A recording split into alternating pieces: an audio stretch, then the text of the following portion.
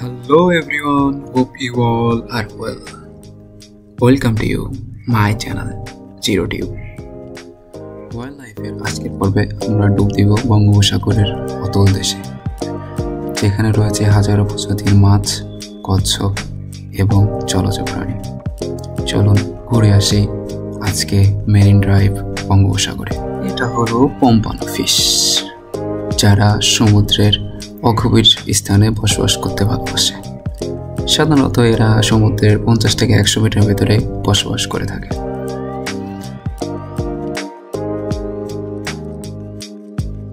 এরা সাধারণত সমুদ্রের অগভীর স্থানে জন্মানো কোরাল এবং বিভিন্ন উদ্ভিদ খেয়ে বেঁচে থাকে।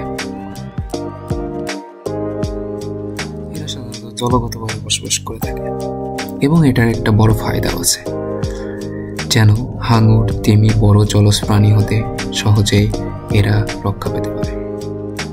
চলো সমুদ্রের আরো গভীরে ডুব দেওয়া যাক। এই হলো ব্লু স্ট্রাইপ স্ন্যাপার ফিশ।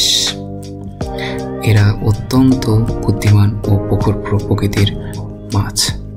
এরা সাধারণত সমুদ্রের গভীরে বসবাস করে থাকে।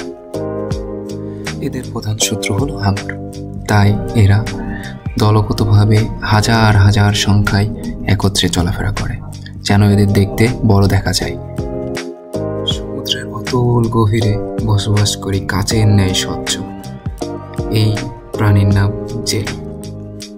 এরা সাধারণত মাছ পর্বেরই প্রাণী, তবে এরা দেখতে অদ্ভুত হয়ে থাকে। সমুদ্রের গভীরে বসবাস করে অন্যতম বৈচিত্র্যময় প্রাণী হচ্ছে কচ্ছপ।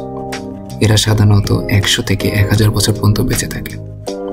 এরা ছোট মাছ, লতাপাতা ও সমুদ্রের ভিতরে জন্মানো গুল্ম উদ্ভিদ খেয়ে বেঁচে থাকে।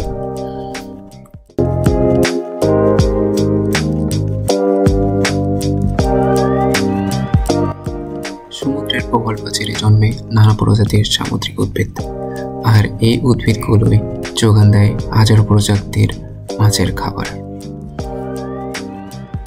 সমুদ্রের অন্যতম বৈচিত্র্যময় অঞ্চল হচ্ছে প্রবাল প্রাচীর, আর এখানে রয়েছে সমুদ্রের সবচেয়ে বৈচিত্র্যপূর্ণ এবং অদ্ভুত প্রাণী, যা পৃথিবীর সামনে এখনো আসেনি।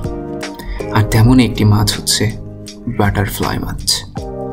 এটা দেখতে অসম্ভব সুন্দর, নীলাভ হলুদ, যেন মন জুড়িয়ে যায়। সমুদ্রে বসবাসকারী মাছ এবং বিভিন্ন প্রাণী যেমন বৈচিত্র্যপূর্ণ, ঠিক তেমনি প্রবাল প্রাচীরে জন্মানো উদ্ভিদগুলো অত্যন্ত বৈচিত্র্যপূর্ণ হয়ে থাকে। আশা করি এতক্ষণ তুমি সমুদ্রের অতল গভীরে হারিয়ে গিয়েছিলে। পরবর্তী পর্ব দেখার জন্য এই চ্যানেলে চোখ রাখো, এবং পরবর্তীতে আমি নিয়ে আসবো আরও সুন্দর সুন্দর ওয়াইল্ড লাইফ ভিডিও।